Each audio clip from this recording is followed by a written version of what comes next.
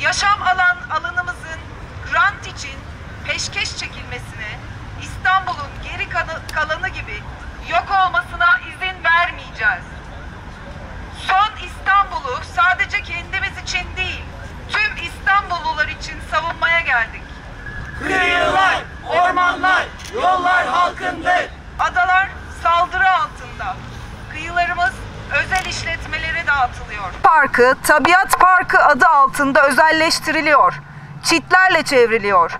İBB eliyle hazırlanan imar planlarıyla İstanbul'un tek yağmalanmamış alanı imara açılmak isteniyor.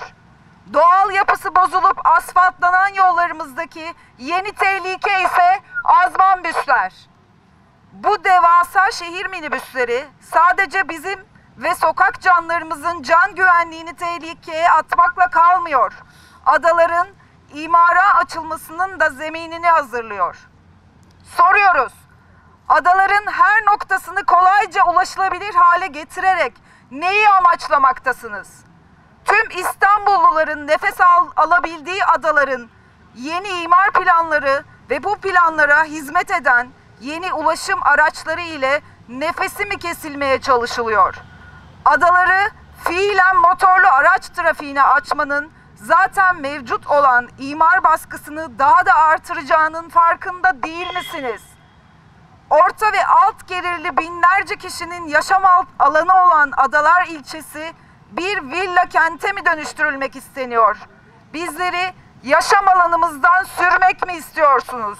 Katılımcılık ve demokrasi vaadiyle gelenler, doğanın ve kültürel mirasın korunması için söz verenler, bunları yok etmek için ellerinden geleni yapıyor.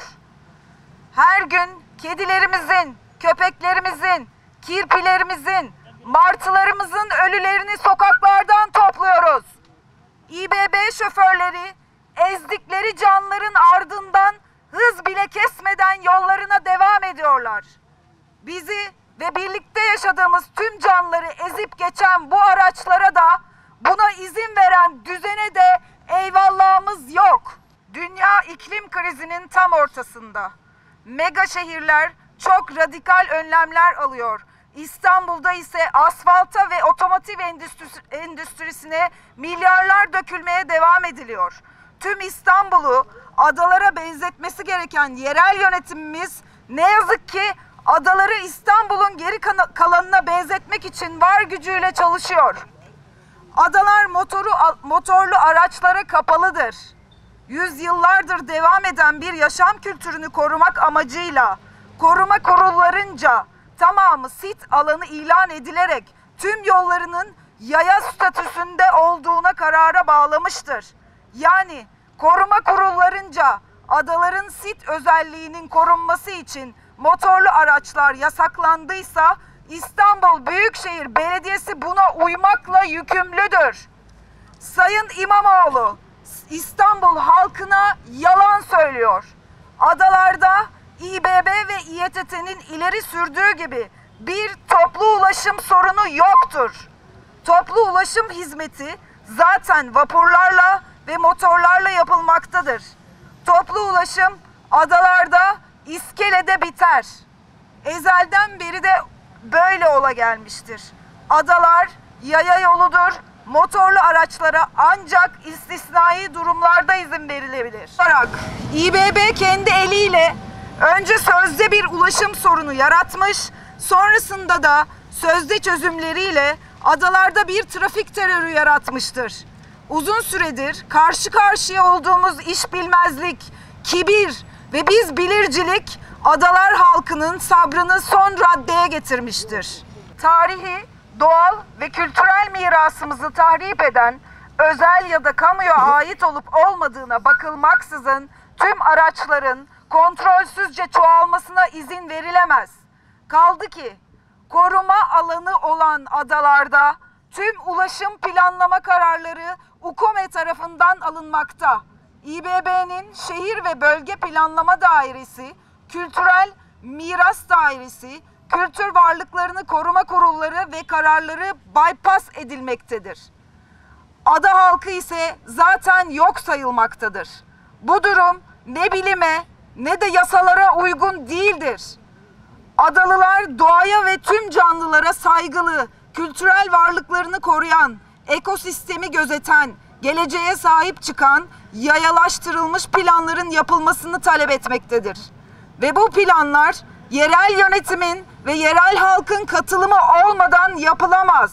İstanbul'un istisnasız her ilçesinde ve her mahallesinde toplu taşıma konusunda ciddi sorunlar var. Otobüs güzergahları eksik, mevcut güzergahlar ise sefer sayılarındaki kısıtlılık sebebiyle işlevsiz. Adalar ilçesinde kullanılmak üzere tanesi 8 milyon liraya mal olan ve 2 dakikada bir sefer yapan azman büslerin alımı yapılırken nasıl bir ihtiyaç analizi yapıldı bilmek istiyoruz.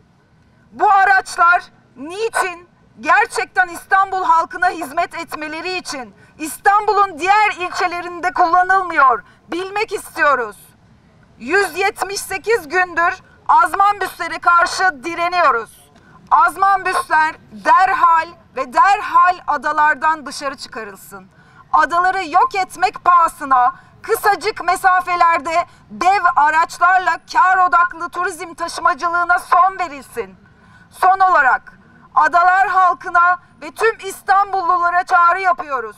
Bir umut kaçıp sığındığınız ya da kısacık bir tatlı huzur almaya geldiğiniz, adalarda yürürken, koşarken, bisiklete binerken ya da birbirinizle sohbet ederken üzerinize gelen, yolunuzu işgal eden, çaldığı kornayla huzurunuzu da çalan araçlara yol vermeyin.